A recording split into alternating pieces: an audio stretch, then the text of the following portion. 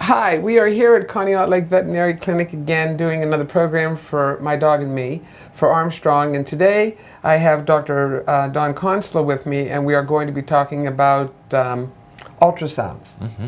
Something, a lot of people do them? More than used to be done, but I wouldn't say that they're done everywhere. You can use ultrasound for a lot of different things, you know, just from taking a quick peek to the abdomen, or heart or whatever, to like a full scan, looking at all of the organs to get a lot of information, which is what our goals will be here today. Okay, so let's say, we always talk about dogs, so let's say I bring my dog in and you're going to give my dog a general examination. Yeah. All right, and how are we going to eventually get to this point? Yeah. So we start off, as always, you know, with a history and physical exam. Sometimes there might be something on the physical exam that prompts us to go right to an ultrasound, like maybe we feel a mass in the abdomen, or we feel one of the kidneys is smaller than normal, or we feel that you can feel that by touching them. Okay. Yeah, yep. So when we're back there, you know, feeling the belly, we're checking all of those different things. Maybe we feel stones in the bladder, or a mass in the bladder, or the liver's enlarged, things like that. So these are the obvious things that would prompt you maybe to go straight from the exam, the initial exam, to possibly considering an ultrasound right away. Right. Now, in the same vein, you might pair that with blood work. So maybe I feel the liver is enlarged. Well, what's the liver doing on blood work? Are the numbers sky high? Are there signs of liver failure on blood work? Things like that. The other kind of a process might be maybe the animal comes in with a more vague presentation, like vomiting. Well, that can be from just about anything. So typically we're starting more with a little blood work first. We don't jump, you know, right to the ultrasound.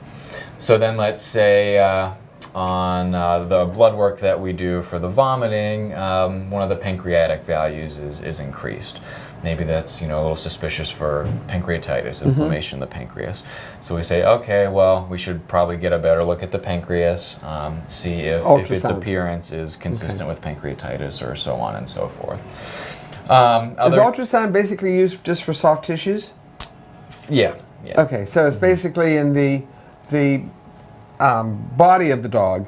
No, you're not looking at the legs. Well, I mean, you can use it for a lot of different things. So most of what I'm doing is abdominal ultrasounds. So the lower, you know, half of the body or cavities, looking at all the organs in there. You have a lot of organs in there: liver, the gastrointestinal tract, kidneys, adrenal glands, gallbladder, urinary bladder, lymph nodes, blood vessels, etc. So there's a lot there. You can use ultrasound to look at the heart, which would be an echocardiogram. Can you do that? I don't do a lot of it because that's a whole different area of study. But for cats, I'll do them. But it requires a different type of machine and some different programs. So I don't like to do, you know, full echoes and claim that I'm the best at them. So like an or a cardiologist would have the proper machine. So the one you have here at Conneaut Lake Vet is basically used for the abdominal cavity. Right. But we can still, you know, there's some cardiac settings on here, so we can look at the heart. I've looked at, you know, tendons and joints and things like that before. The eyeball, you can ultrasound to look for like detached retinas or masses in or around the eye. We've done that a few times. And my big question is, whenever you do an ultrasound on a organ or any place like that, does it cause any after effects? No. So one of the beauties of ultrasound is that it's non-invasive, and it doesn't really have any, you know, adverse effects. So typically the patient just lays on their back for an abdominal ultrasound. We shave some hair off the belly unless there's not a lot of hair there already. Usually they don't need to be sedated or anything like that. We usually ask that the patient is fasted, at least doesn't have breakfast, because if there's a lot of food in the stomach, then I can't see you know, what's going on in there quite as well. And try not to have them go to the bathroom before they walk in the door. Why? Because if there's no urine in the bladder, then I can't really see as much detail there. So when the bladder shrinks, it makes it look like the wall is thicker, falsely. Oh, okay. So you might be like, oh, there's a lot of inflammation, or maybe there's a mass there, but it's just because the bladder's empty.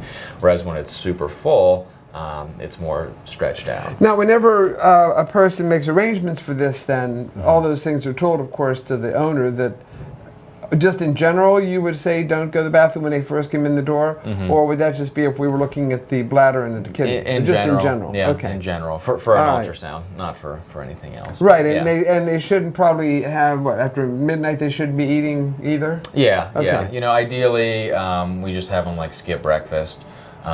If their ultrasound is scheduled for the afternoon, you know, then they can have breakfast, but don't give them, you know, lunch or dinner or whatever. Don't give them treats all day long. Yeah. Okay. So it gives us a lot of information without having to be very invasive, which is always a good thing. Okay, before you got this, what did you do in place of it? So besides you did the examination by feel, what else did you do? X-rays are an option. Okay. You can look at the abdomen with that.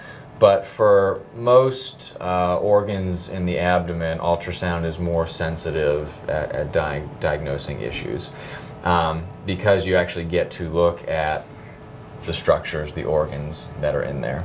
So it's going to show the normal parts of the abdomen, and then if there's a mass, it'll show a mass, and it'll show, would it show cancer? Potentially. Yeah, so you might see a mass as the presentation of cancer. A lot of times, like in cats, we'll see enlarged lymph nodes, which can be secondary to inflammation or cancer.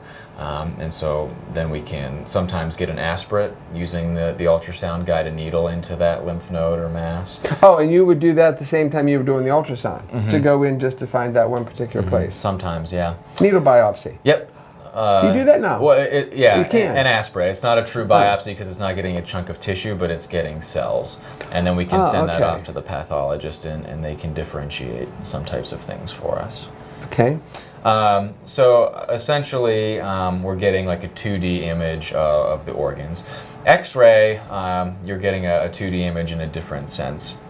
The big difference is with X-ray you see the silhouettes of organs. So you might see, okay, the liver is enlarged and maybe rounded. It doesn't have a nice sharp edge. But that still doesn't tell you like what the internal structures of the liver look like.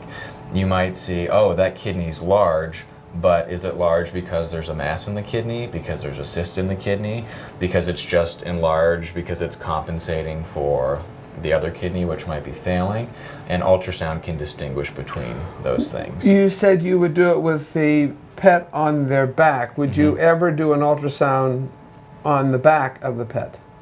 Like coming from the top down? Right, the vertebrae or the spine or anything like that? Not typically, because the spine and all those big muscles are in the way, and the machine can only penetrate so far with the sound waves. So the more stuff you have to go through, the poorer image quality you have. Okay, my dog, as we know, and I'm dealing with it right now with the 6 weeks of rest because he hurt his knee. Could you have looked at his knee to see if there was what's that? The thing? cruciate ligament. Yeah. Would we have seen that? You could try. Or you can see more of that just by feel or X-ray. Yeah, X-ray you can see the effusion there and those manipulations that we looked at together. Right, that you did, right. Those are pretty diagnostic for it. But you could ultrasound a joint if you wanted to. Do you ever do that? I've done it a couple of times, but not often. So most of the time you're just dealing with the actual digestive things and things involved things in the abdomen. And when we do our demo, we'll go through and we'll see all those different organs. And then, like I said, sometimes we'll do the heart as well, usually more on cats. Yeah. Well, now tell me about this piece of equipment here before we bring our little victim in. Okay, so this is our ultrasound machine. Can you see that okay, or do we need to darken it now? That's good like that? Okay. So basically this top part is just a computer, and it organizes the data that gets sent to it from this probe and makes it into an image. So the special bit is in this probe. So at the end of the probe here there's a little crystal, and it jiggles back and forth. really fast. So that's on that top part here, or I see the little pink thing over here? It's on the inside. Okay, so what position is it held whenever you So do it? when we're using it, that little pink light that you see is a marker. Okay. Okay. So you always want to have this like facing towards the front of the animal, or wherever that light is pointing is going to be the left side of the screen here. So the actual ultrasound's coming from this bottom, this gray section in the bottom, and it comes out like in a fan type of motion. So Okay. that crystal jiggles back and forth, and that's what makes sound waves. And those sound waves shoot out the tip of the probe and enter whatever tissue we're looking at. Okay. So a couple of different things can happen once sound waves enter a tissue. They can get absorbed or bounce back or be a combination of both. So really dense things like bone, all those sound waves are going to bounce back. What about a mass?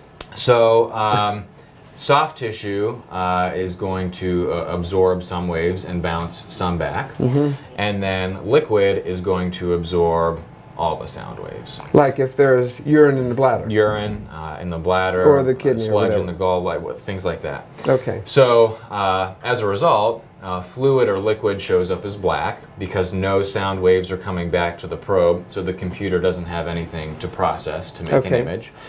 If you see like bone, really taut muscle fibers like the diaphragm, foreign objects that might have been eaten and in the GI tract. Can you find that with this?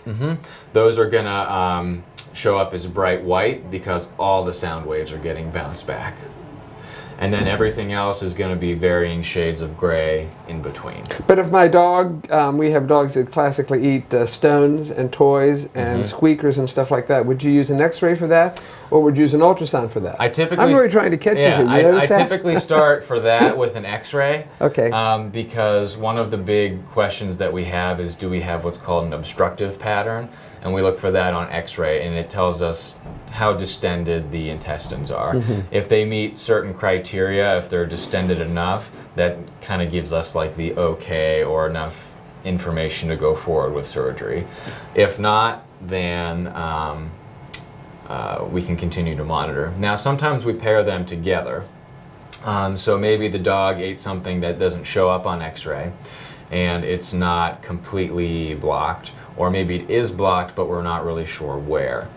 And then we can go in with the ultrasound and literally trace from the stomach through all the small intestines to the colon to find out where particular that obstruction might be. Will it show abscesses in the colon or in the stomach? Yeah. I mean, it's going to show up as like a fluid pocket. Okay. Yeah. And polyps or anything that anything that like is soft tissue, it's going to show up. Okay. And this is just a computer here. This is basically just a computer. So I'm sorry. Do you put things in here before we start, or can you change the computer settings while we're doing it? So we have basically we put in the patient info, their name, the owner's name, the age, weight, all that stuff. And then we can select different things on here. So if it's a cat and we're doing the abdomen, you can select feline abdomen, and it has presets, frequencies, and different things like that. I saw them do that here with a laser. The new the laser one that you have. Laser, Right. She bounces all these different things in length of the fur and this, that, and color of the fur and all that. Yeah. And she's putting all that in before she does the laser. And the same idea here. You're going to put in some predetermined things before you're even going to start. So if it's a large dog, then the frequency ranges and stuff are different than for like a Chihuahua, things like that. So in general, so that's kind of how this probe works. In general, we're looking for kind of homogeneous textures throughout the organ, so we want everything to look like smooth and the same. Like if you're looking at the liver and the spleen, you want it to be all kind of the same, like gray graininess. You don't want to see, black spots throughout or white spots throughout, or focal areas of abnormality. That's abnormal. There's some organs like the kidneys where there's layering, and that can be normal, but we'll kind of get into that more when we have our patient here. So as far as things you can adjust the frequency, And what do you mean frequency? the frequency is basically the rate at which sound waves come out of the probe. Okay.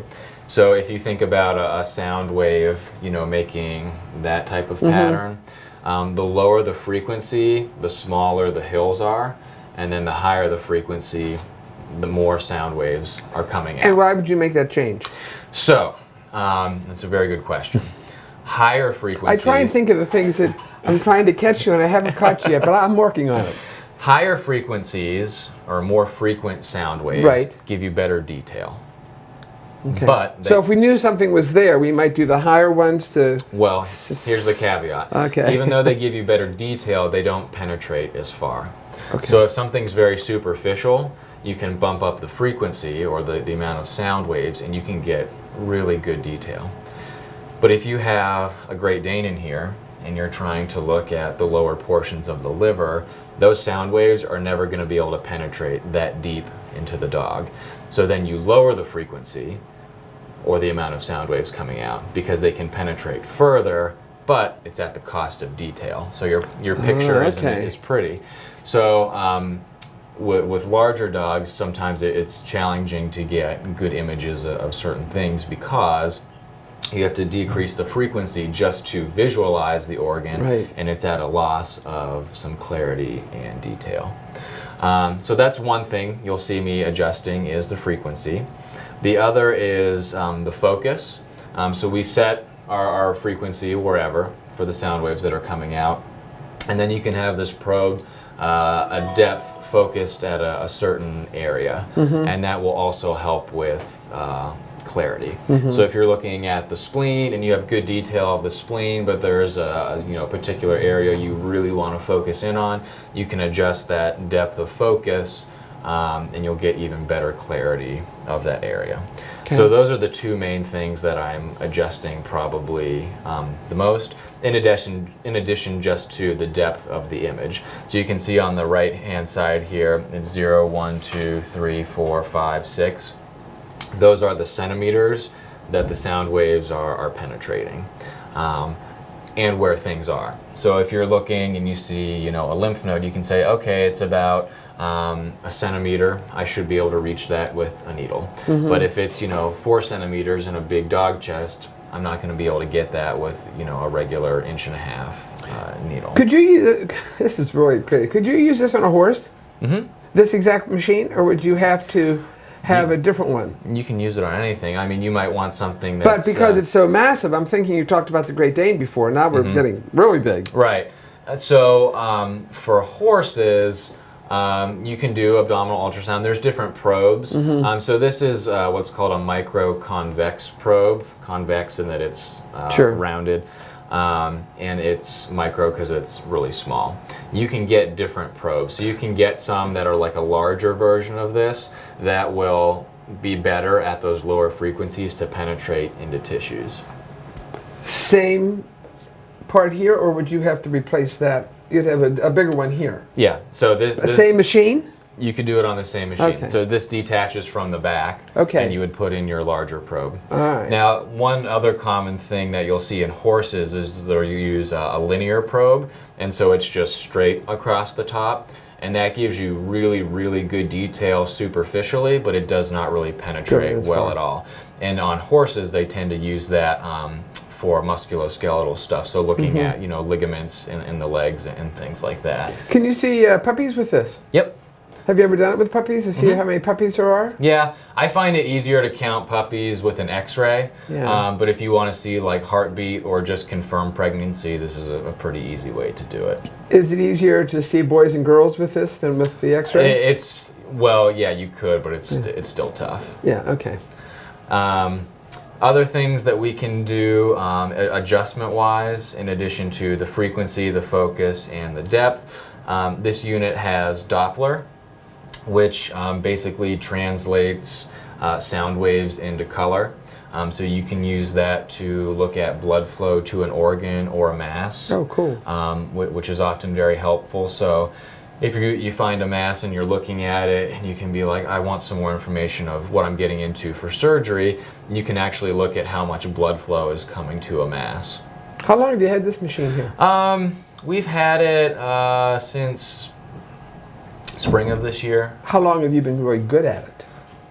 Well, I mean, you were good at it the day after you got it. I really enjoy ultrasound, so I try and do quite a bit of it. Okay. So I was very happy when we got this. So should we bring our patient in? Yeah. Is there anything else we need to know Well, about the other this? things, and you'll see me do this, so as we're going through, we can measure organs or structures. We can, and we take pictures of everything. So you'll see me go through, and I'll freeze the image so it'll stop, and then I'll label it. Left liver in the sagittal plane. Do you have to label that verbally, or do you have one of the things. We have presets in here, so I just have to touch a couple of buttons, and it puts it there. We do have a keyboard down here for things that like aren't in there, but for the most part, everything is kind of pre-programmed in, and then we save that image, and then I can go over that with the owner in the room on my computer. It transfers to our laptop, so we can come in and say, okay, you know, this is what the liver looks like, this is what we're concerned about, so on and so forth. So that's really nice. And then also it saves in their record long term. And this all transfers to the computer? Yep. Can you get a hard copy from it? You could you? You could print it off, but it wouldn't look Wouldn't be pretty. anything. Okay. Yeah. And so being able to save them is nice for things that we're trying to track over time. So we can do an ultrasound today and then come back in 3 months and measure again, compare, and see how things are changing. Okay.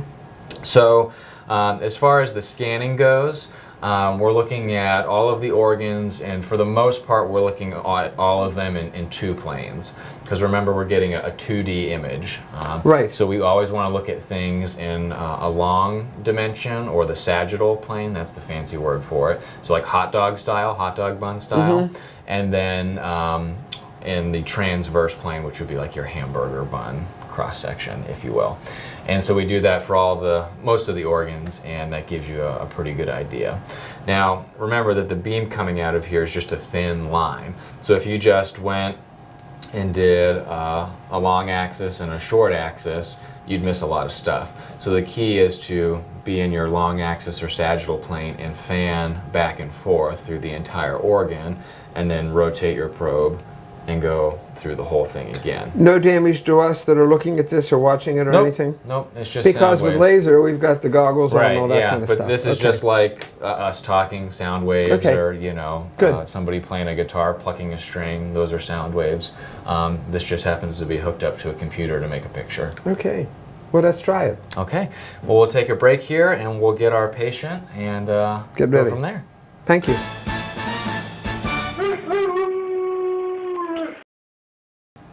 Okay, here we're ready to start. We have Max, who's a long hair whatever. It's really a cat, feline, and we're going to shave its poor little belly. Yep. How many times has he been your victim? Not too many. But he's got this long hair, so sometimes with short hair we can get away without shaving, but you'll get the clearest picture. Is he going to like that we're going to shave him, or isn't he going to care? Oh, I don't think he'll mind. Oh, great. Well, we're going to be switching places with the person who's helping at the other end. So for now.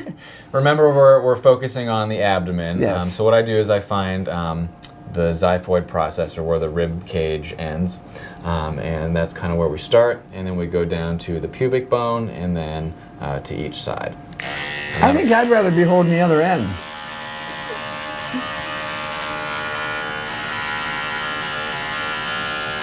You know, one of the worst things you can deal with is a cat bite.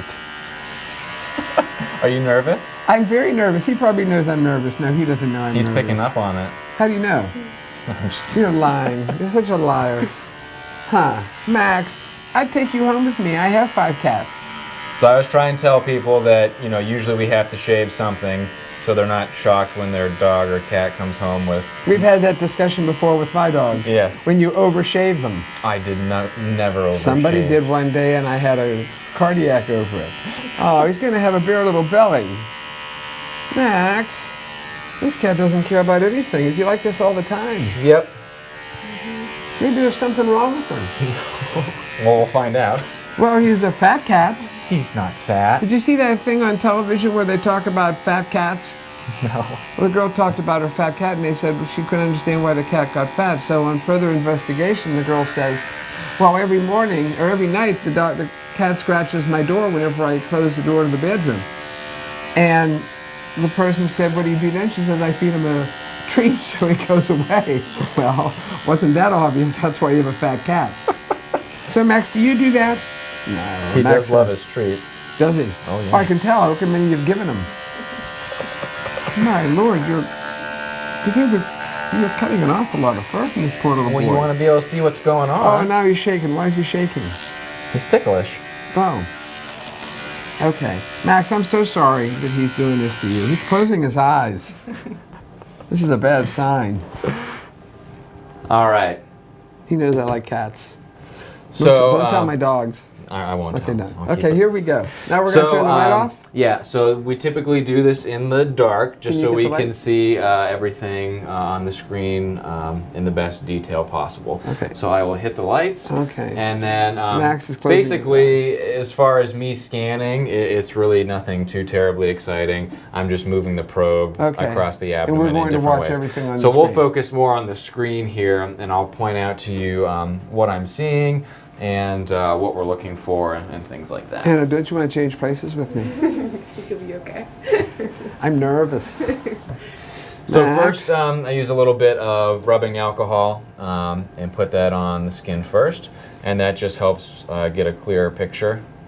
Is he held a lot? Yeah, all the time. Is he? Oh, no wonder you're so good. And then we have an ultrasound gel, just like they use at the human doctor to look for babies and whatnot. And we put a little bit of that. He's looking around. Should I be nervous? No. I'm obviously not that much of a cat person. I'm getting that vibe. No, I do like cats, but I don't hold mine very often. Okay, So- we're putting a gel. Okay, here we go. So we put the gel on, and I spread that around the belly, and now we'll start our scan. So remember, we put our presets in, so it's already set on to cat abdomen. Okay, we can adjust the focus a little bit if we want to, and different things like that. So I always start and go through the abdomen in the same pattern to make sure that we don't miss anything. So I'm starting up here with the liver, and I'll go ahead and freeze that. So see this white line here? That's the diaphragm, and so we have the chest over here. Gotcha. And remember, our little white light is pointing towards Max's head, so that means that the left side of the screen here is towards Max's head. Okay. Okay, which makes sense because we have liver, which would be abdomen, then diaphragm and chest all going towards the head, which is how they're supposed to be put together. That's a good sign. So what we're looking for here in the liver is, remember, we want everything to be homogeneous or the same texture. So it's kind of this triangle-shaped wedge here. It's all the same shade of gray, and there's no... And that's the liver. That's the liver. Where's that again? Point with your finger. Okay, that's Here. the liver. Okay, gotcha. Oh, okay. So it's like a backwards D. Okay, gotcha. Okay. Now, if you look really hard, you might say, okay, well, what are all those like little white spots on it? That's normal. Those are areas of fat around the blood vessels that are running through the liver. Okay. So that's a normal appearing liver there. And then remember, we always want to get it in two planes, so I'll just take and rotate the probe 90 degrees. And there we have the liver in another view. So now the little white light is pointing towards me, so that means that this is Max's right side. So this is the rightest-most portion of the liver and more left liver. Again, we have that diaphragm on the bottom there and this nice smooth texture to the liver. Okay? He's purring. That's good. That's a good sign. And remember, I said that we save all of these images. So we'll go through and make sure we have those.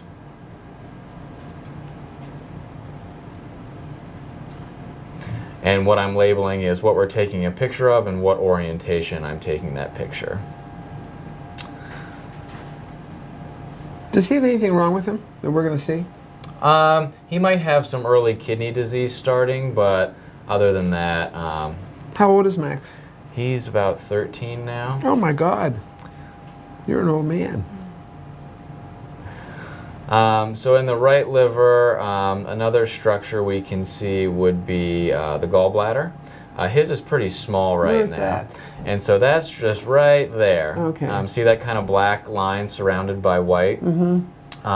That's the gallbladder. His is pretty empty. Normally it stands out more. It kind of looks like a water balloon in there. But his is pretty empty, which can be normal. But there's no obvious stones or anything like that in it, which is good. So then moving around, the next thing that we'll see is the stomach. And he has some food in his stomach. And if you look closely, can you see it moving? Mm-hmm. So that's the stomach moving that food back and forth for digestion. So now here, since the stomach is smaller than the liver, I'm going to zoom in. So see how I've zoomed in on the stomach now? Oh, I see, okay. And that's all food in there, even though it looks a little suspicious. And I can pause, and if we want, we can take some measurements now. So what we'll do is measure the wall of the stomach, and it's a little harder to see on this view. You'll see it better on the intestines, but 0.8 millimeters, which is normal. Mm-hmm. But with a lot of cats with like lymphoma in their gastrointestinal tract or inflammatory bowel disease, that wall will get thickened. So that's a good piece of information to have. And here's the stomach again, and I'm just fanning through it. So you can see as I move my probe around, Max wants to get up. you can see different sections of the stomach. No one seems to care about that. Except for me, Max. I care about you. So we looked at the right liver, now we'll look at the left liver, which is here. Mm-hmm. And again, nice and smooth looking. As we fan back and forth, we don't see any abnormalities, so we'll take our pictures and save those. He's drooling. Should he be drooling? Yeah, it's okay. He drools a lot. Huh? He drools a lot. Oh, okay. They're telling me you drool a lot. Not nice. He could be a star. He doesn't realize it. Max, you're a star. He's famous. So this is the upper portion of the stomach, and this is a little interesting feat here. So see how it looks like there's rays of sunshine coming through? What is that? That's gas. So when the sound waves hit the gas, they make this ray-like pattern. So that's normal because we have gas in the stomach and the rest of the intestinal tract. Now if I zoom in really close, and again, so remember I talked about the focus? Mm-hmm. See where the wall is up here? It's kind of grainy. See how if I adjust the focus, it makes it nice and clear? And then we can pause it, and now you can see the layers I was talking about a little bit more. So there's kind of a white layer, and then a black line, and then another white line, and then another black line. And that's the normal layering of the wall of the stomach or the intestines. He's not happy. He's very happy. I don't think so. So now we're getting into the spleen. This is why I don't work here with cats. Dogs, yes, cats. Okay, keep going. Sorry, Max. So you see this light gray structure that's coming into view now? Mm-hmm. That is the spleen. So it's a little bit brighter than the liver, which is normal. Where was the spleen? So the spleen is right here. Okay. Okay. Now to compare, I'm going to go back to the liver and not adjust the settings at all. And that's important, okay? And then we will freeze an image on the liver here. Mm-hmm. And you can see that even though they're both gray, the liver is darker than the spleen. And that's normal. But sometimes if you have inflammation or a lot of fat in the liver will get brighter. So it's always good to compare the two together, because you know if the liver is the same brightness or brighter than the spleen, then something is abnormal, even though you might not see an obvious mass or something like that. So that's a little fun feature of this machine that we have. So we'll go back to the spleen. Now spleen is a common area to get different masses and things like that. So we're always doing a good scan through there to make sure we don't see anything abnormal. Now remember we talked about the Doppler before and how it shows blood flow. So I'm going to go ahead and put that on. And see this little red here? Mm-hmm. That's where the splenic artery is coming into the spleen to nourish it with blood. And we can follow that up through, and you can see all the blood flow going throughout the spleen. Wow. See how they're like branching off? And that's that same tool that we'll use to assess blood flow to, say, like something like a mass. So moving back further still, here we have a kidney. Now the kidney should be the darkest of all three things, the liver, the spleen, and the kidney. Now you can see he has a couple of abnormalities here with his kidney. First, it's not perfectly round. It gets like a little bumpy here. Can you see that? Mm-hmm. And then also, remember it should be the darkest. Look how bright this outer layer of the kidney is. So that can be an age-related change, or due to inflammation or scar tissue being deposited down like we see in some disease processes. So the other thing that we'll do with the kidney here is go ahead and take a measurement of it. And so we move our cursor to one end, the caudal pole to the cranial pole, and 3.5 centimeters, which is normal for a cat. 3 to 4 centimeters is normal. So we'll save that. And then remember, we always want to get a picture in 2 planes. Uh-oh, he's talking. And so we'll come in on our other plane and get a nice picture of the pelvis. Now here, when I froze it, it didn't freeze right where I wanted it. We can actually track backwards to get to the perfect picture. So you can see I can move throughout the image, and it freezes a short little clip. So we'll get to right where we want it to be, and then we can save that. And now we're going down, what, towards the intestines? So now we're going towards the bladder. First we'll try and find his adrenal gland, which is the trickiest thing to find. It is hardest in big dogs, for sure. So see if we can get it here.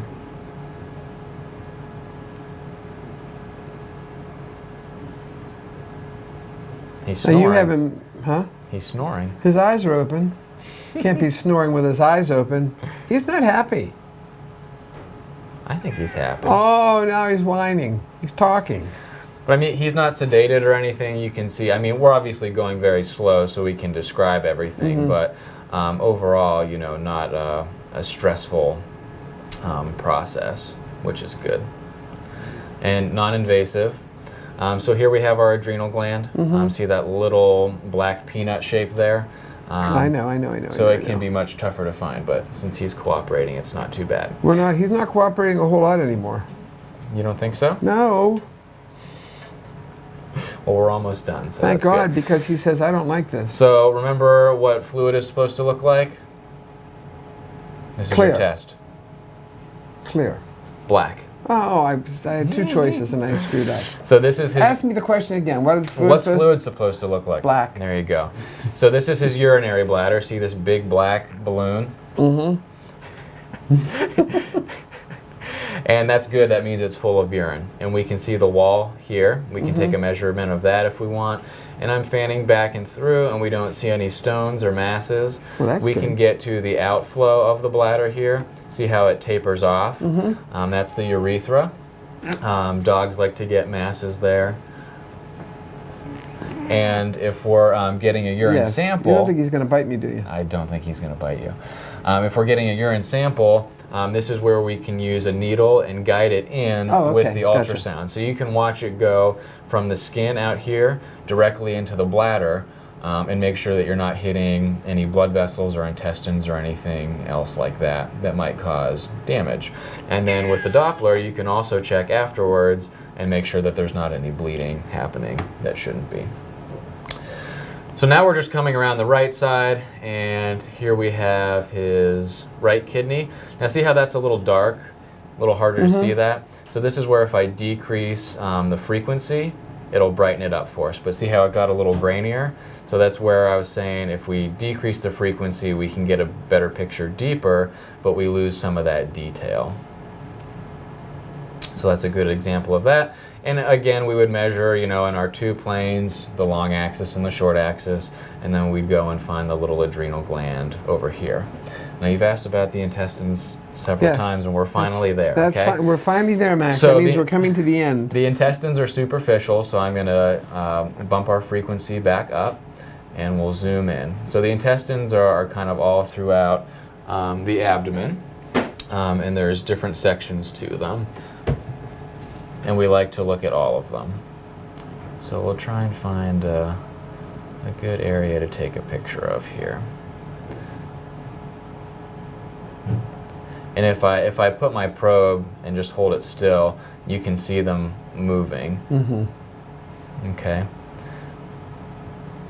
All right. So this is a good example of small intestine. I think they look like strips of bacon. Maybe that's just because it's close to lunchtime, but that's because of that layering. Mm-hmm. So we have the white outer layer, and then a black layer, white layer, black layer, and then the middle, or the lumen where all the food is, and then that repeats. And then so what we'll do is we will measure the wall. Has he ever had this done before? I think so. Much? Yeah, to look at his kidneys.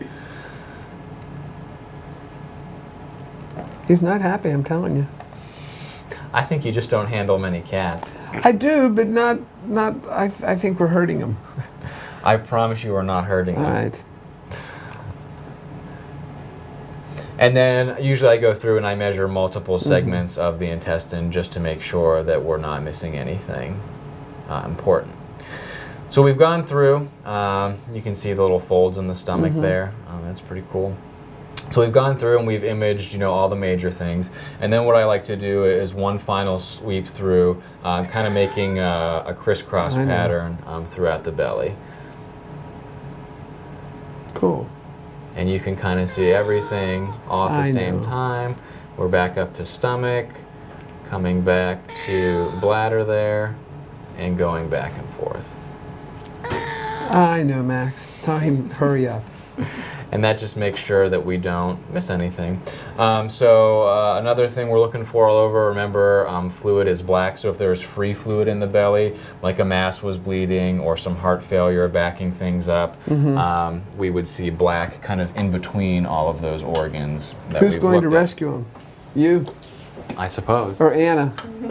So here, now we get to clean him up.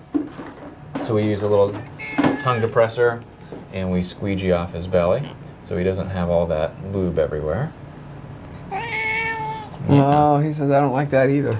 I think I'll get a cat. I think you should get one. I'll tell so my you dogs. can I have practice your 5 of them. handling skills. Well, I have 5. I'm not good at picking them up by the back of the neck either. Well, you don't have to do that if they're calm. Well, he's awfully calm. Okay, he can get up now. He is cute. He is pretty. Okay. So that was it. That was good. So for him, we found some mild changes in his kidneys. Show what they used here. You put this down here. This is just a little trough, so he doesn't have to lay on the flat surface. I kind of controlled him a little bit too. Yeah, it helped keeps him stable. Do we need to take his picture once so everybody can see him? Turn him around so everybody can see him. Okay, that's Max. Oh, poor Max. Thank you, Max. Thank you. Well, that was good. That was interesting. It'll be, so there's always an option and to do this and to get additional information. And I mean, like I said, it's not invasive, it's not a stressful thing, so even like critical patients that you don't want to put under anesthesia or you can't do a lot with, if they can lay there, they can have an ultrasound.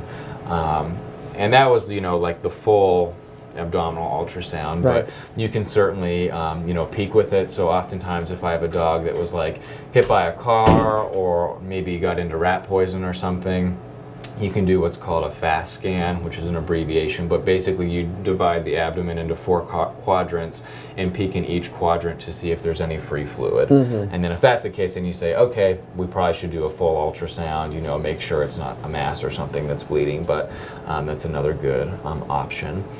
Well, that was interesting. I'm sure that our viewers are going to enjoy that. Thanks very much. Appreciate your help. I didn't appreciate holding the cat down because I felt bad, but I'll get over it if I'm lucky. I'll just keep having you do it so you get more comfortable. Oh, yes, right.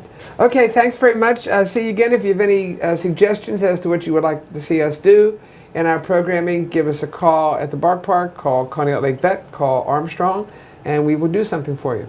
Thank you very much. Catch you later.